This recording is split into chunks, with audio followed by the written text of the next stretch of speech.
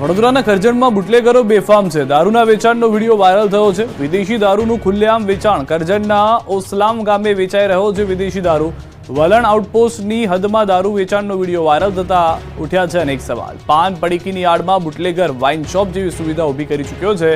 બુટલેગરે દારૂના વેચાણ માટે પગારથી માણસો રાખ્યા હોવાની પણ ચર્ચા છે. વાયરલ વિડીયોની ન્યૂઝ 18 ગુજરાતી પુષ્ટિ નથી કરતી.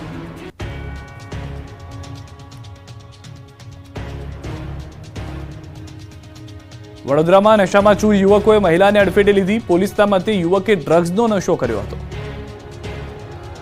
વડોદરાના કારેલીબાગ મુક્તાનંદ સર્કલ પાસે ગુરુવારે મોડી રાત્રે બનેલી ઘટનામાં 8 લોકોને કાર ચાલકે અડફેટે લીધા હતા, જેમાં હેમાલી પટેલ નામની મહિલાનું મોત થયું છે. આ કેસમાં સ્થાનિક કાર ચાલક અને તેની સાથે રહેલા યુવકનો પોલીસે તાત્કાલિક અસરથી રેપિડ ટેસ્ટ કર્યો. આ રેપિડ ટેસ્ટમાં બંને સ્ટુડન્ટ સેવા કાર ચાલક રક્ષિત ચોરસિયા અને પ્રાંશુ ચૌહાણે ડ્રગ્સનો નશો કર્યો હોવાનું બહાર આવ્યું. ડ્રગ્સ ક્યાંથી અને કોની પાસેથી લઈને આવ્યા તેની પોલીસે તપાસ હાથ ધરી. અકસ્માત કરનાર 2 શખ્સોએ રાત્રે અકસ્માત પહેલા હોળીના દિવસે ડ્રગ્સ લીધું હોવાનું રેપિડ ટેસ્ટમાં બહાર આવ્યું. પોલીસે બંનેના મેડિકલ ટેસ્ટ પણ કરાવ્યા. તેનો રિપોર્ટ પણ જલ્દી મેળવવામાં આવશે. વડોદરા પોલીસના મતે કાર કબજે કરી છે. ફોરેન્સિક પુરાવાઓ એકત્ર કર્યા છે. ટાયર માર્ક્સ ફોરેન્સિક પુરાવા તરીકે મળ્યા છે. રક્ષિત ચોરસિયા વારાણસીમાં સેનેટરી હાર્ડવેર કંપની ચલાવનારાનો પુત્ર છે. છેલ્લા 4 વર્ષથી તે વડોદરામાં રહે છે.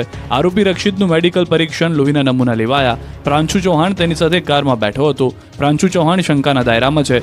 રક્ષિત ચોરસિયા, પ્રાંશુ ચૌહાણ અને અન્ય એક મિત્ર ગધેડા સર્કલ પાસે ભેગા થયા હતા. રક્ષિત ચોરસિયા, પ્રાંશુ ચૌહાણ ગધેડા સર્કલથી કારમાં બેઠા હતા. પોલીસે સમગ્ર રૂટના સીસીટીવી ફૂટેજ કબજે કર્યા છે. બેદરકારી બદલ સીપીએ 3 એએસઆઈની કારેલીબાગ પોલીસ સ્ટેશનથી ટ્રાફિક પોલીસમાં બદલી કરી છે. વડોદરામાં રક્ષિત ચોરસિયા હિટ એન્ડ રન મામલે તપાસનો ધમધમાટ તેજ થઈ ગયો છે. રક્ષિત ચોરસિયા નિઝામપુરા વિસ્તારમાં ભાડાના મકાનમાં રહેતો હતો. ગાયત્રી એપાર્ટમેન્ટમાં 303 નંબરના મકાનમાં રહેતો હતો. રક્ષિત ચોરસિયા મકાનમાં એકલો જ રહેતો હતો અને 7500 રૂપિયા મકાન ભાડું ચૂકવતો હતો. 15 ફેબ્રુઆરીના રોજ મકાન ભાડે લઈ 10 દિવસ પહેલા જ રહેવા આવ્યો હતો.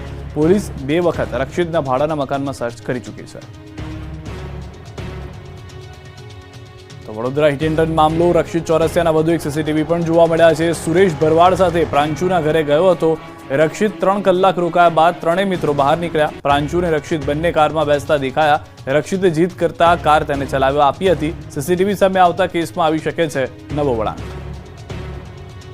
તો સીસીટીવી પણ આપ જોઈ રહ્યા છો. જે જાણકારી છે તે પ્રમાણે જે એનો મિત્ર છે પ્રાંશુ, તે કાર ચલાવવા નહોતા આપવા માંગતો. જે જાણકારી પ્રાથમિક મળી રહી છે તે પ્રમાણે, પરંતુ જે કાર ચાલક રક્ષિત છે કે જેણે અકસ્માત સર્જ્યો, તેણે જીદ કરી હતી અને તેને જ ગાડી ચલાવવી હોવાથી તેને ગાડી આપી હોવાની પ્રાથમિક જાણકારી મળી રહી છે. સીસીટીવીની અંદર આ સમગ્ર માથાકૂટ જે છે તે પણ જોવા મળી રહી છે કે ગાડી ચલાવવા માટે પણ તે ખુદ મનાવવાનો પ્રયાસ કરતો હતો. તેનો મિત્ર તૈયાર ન હતો, છતાં તેને પોતે ગાડી ચલાવી છે તેવું કહી અને માથાકૂટ કરી હતી, જીદ કરી હતી અને ત્યારબાદ પ્રાંશુએ તેને ગાડી ચલાવવા માટે આપી હોવાની જાણકારી પ્રાથમિક રીતે સીસીટીવીમાં જોતા મળી રહી છે.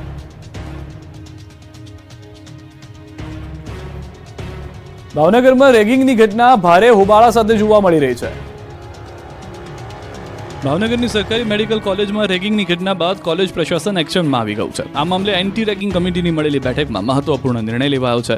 મેડિકલ કોલેજના ડીને જણાવ્યું કે રેગિંગમાં સામેલ જેના નામ ખુલ્યા છે તે 4 વિદ્યાર્થીઓના 2 વર્ષ માટે ડોક્ટરના સર્ટિફિકેટ અટકાવવામાં આવ્યા છે અને મેડિકલ કોલેજમાં અજાણ્યા લોકોના પ્રવેશ પર પણ પ્રતિબંધ લગાવવામાં આવ્યો છે. એન્ટી રેગિંગ કમિટીના નિર્ણય બાદ ભોગ બનનાર વાલી ડીન સામે રડી રહ્યા છે અને કહ્યું કે મારા પુત્રને મેડિકલના અભ્યાસ માત્ર 1 મહિનો જ બાકી રહ્યો છે. હવે આ મેડિકલ કોલેજમાં અમારે અભ્યાસ નથી કરવો, તેના જીવને જોખમ છે. તો આ મામલે નીલમબાગ પોલીસે વધુ 8 શખ્સોની ધરપકડ કરી હતી. મહત્વનું છે કે ગત 7 માર્ચના રોજ વિદ્યાર્થીઓનું કારમાં અપહરણ કરી મારપીટ કરાઈ હતી. અશ્લીલ ગાળો બોલી જાનથી મારી નાખવાની ધમકી આપી હતી. આ મામલે આરોપી અમન જોશીએ પૂછપરછમાં જણાવ્યું કે ફરિયાદી દ્વારા લેવાયેલા અમુક નિર્ણય તેમજ પદવીદાન સમારોહના આયોજન બાબતે મનભેદની દાજ રાખી આ કૃત્ય કરાયું છે. જોકે વાલીઓએ પોતાનો રોષ ટાળવી ન્યાય નહીં મળે તો આત્મવિલોપન કરવાની ચીમકી પણ ઉચ્ચારી હતી. વાલીઓએ રોષ સાથે વી વોન્ટ જસ્ટિસના નારા લગાવીને વિરોધ પ્રદર્શન કર્યું હતું. વિધાનસભાની કામગીરી નિહાળવા ઠાકોર સમાજના કલાકારને આમંત્રણ ન મળતા વિવાદ વકર્યો.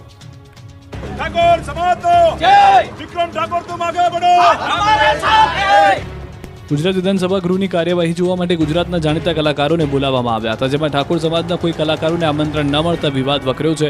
ગુજરાતી ફિલ્મ કલાકાર વિક્રમ ઠાકોર નારાજ થયા છે. વિક્રમ ઠાકોરે પોતાની નારાજગી વ્યક્ત કરતા જણાવ્યું હતું કે ઘણા સમયથી હું જોતો આવ્યો છું કે સરકાર દ્વારા અમારા ઠાકોર સમાજની અવગણના કરવામાં આવે છે. આ બાબતે સરકારની જાણ બહાર પણ હોઈ શકે છે. કલાકારોને મીડિયેટર વિધાનસભામાં લઈ ગયા હતા, પરંતુ હું ઘણા સમયથી જોઈ રહ્યો છું કે ઘણા બધા સરકારી કાર્યક્રમો હોય તેમાં ઠાકોર સમાજનો કોઈ દીકરો કે દીકરી હોતી નથી. વિક્રમ ઠાકોરની નારાજગીના પગલે બનાસકાંઠામાં તેમના સમર્થકો દ્વારા હાઈવે પર દેખાવો કરાયા. વિક્રમ ઠાકોરની પોસ્ટ બાદ અન્ય કલાકારોએ પણ એક સુરમાં જવાબ આપ્યો. જો કે ગુજરાત વિધાનસભા ગૃહમાં રાજકીય કાર્યવાહી નિહાળવા ગીતા રબારી, કિંજલ દવે, માયાભાઈ આહિર, રાજભા ગઢવી, કીર્તિદાન ગઢવી સહિતના કલાકારોને બોલાવવામાં આવ્યા હતા. આ કાર્યક્રમમાં ઠાકોર સમાજના કોઈ પણ કલાકારોને બોલાવવામાં ન આવતા અભિનેતા વિક્રમ ઠાકોરે નારાજગી વ્યક્ત કરી. વિક્રમ ઠાકોરે કહ્યું કે મને એટલા માટે ખોટું લાગ્યું કે મારા સમાજના કોઈ કલાકારોને તમને ન બોલાવ્યા. હું મારા સમાજના મોટા નેતાઓને કહીશ કે તમે આ નોંધ ન લીધી હોય તો લેજો અને આગળ આવું ન થાય તેનું ધ્યાન દોરજો. ઠાકોર સમાજના અનેક લોકોના મને ફોન આવ્યા છે. ઠાકોર સમાજ બહુ મોટો છે અને ભાજપ હોય કે કોંગ્રેસ હોય દરેક પક્ષને સપોર્ટ કરે છે. બસ એટલી જ વિનંતી કરવા માંગુ છું કે સરકાર કે આવો કોઈ કાર્યક્રમ હોય તો મને બોલાવો ન બોલાવો, પણ બીજા સમાજના મોટા કલાકારોને તમે બોલાવો એ બહુ સારી વાત છે. હું અભિનંદન પાઠવું છું કે અમારા કલાકારોનું આટલું માન તમે સન્માન કર્યું છે. કટકીબાજ અધિકારીને ફરી નોકરીએ લેતા વિવાદ ઊભો થઈ ગયો છે. વડોદરા મનપામાં ભ્રષ્ટાચારમાં ખરડાયેલા સસ્પેન્ડેડ મહેશ પરનામીને નોકરી પર લેવાતા વિવાદ સર્જાયો છે. વર્ષ 2019માં પાલિકાના જમીન મિલકત અમલદાર તરીકે ફરજ બજાવતા મહેશ પરનામીની એસીબીએ અપ્રમાણસર મિલકતોના ગુનામાં અટક કરતા તેને વર્ષ 2020માં સસ્પેન્ડ કરાયો. આખરે 4 વર્ષ બાદ તેને ફરીથી ફરજ પર લેવાનો નિર્ણય કરાયો. મહેશ પરનામીને વિશ્વામિત્ર પ્રોજેક્ટમાં ટ્રાન્સપોર્ટ નગર ખાતે માટીની દેખરેખ રાખવા માટેનું કામ સોંપાતા વિવાદ થયો.